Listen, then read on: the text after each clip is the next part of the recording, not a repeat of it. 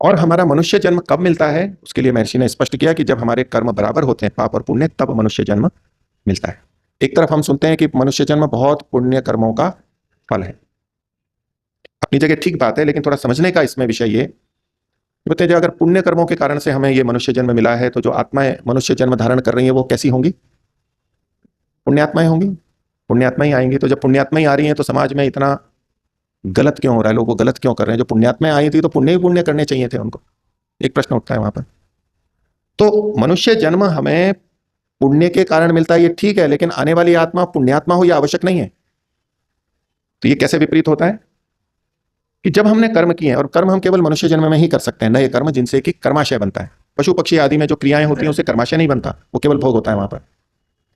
तो जब हम कर्म अच्छे और बुरे करते हैं और उसके बाद में यदि पाप कर्म हमारे अधिक हैं, तो उन कर्मों का फल भोगने के लिए हम भिन्न भिन्न शरीरों में जाते हैं, परमात्मा भेजता है। उसको भोगते भोगते पाप कर्म कम होते होते जब पुण्य के बराबर हो जाते हैं, पाप पुण्य बराबर होते हैं, तो अब मनुष्य जन्म मिलता है।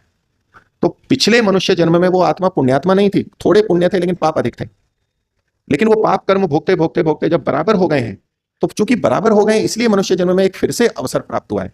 तो जो जितने मनुष्य जन्म लेते हैं वो सारे के सारे पुण्यात्मा के लिए रूप में नहीं आते, वो विभिन्न शरीरों में भोग भोग करके फिर मनुष्य शरीर को धारण करते हैं। उनके अपने संस्कार वैसे पुराने गलत भी रहते हैं, लेकिन अब जो पाप और पुण्य दोनों बराबर हैं, तब भी अब जो मनुष्य जन्म मिला है हमारे पास, जो पुण्य संचित थे, क्योंकि पुण्य भी बहुत होते ही हैं,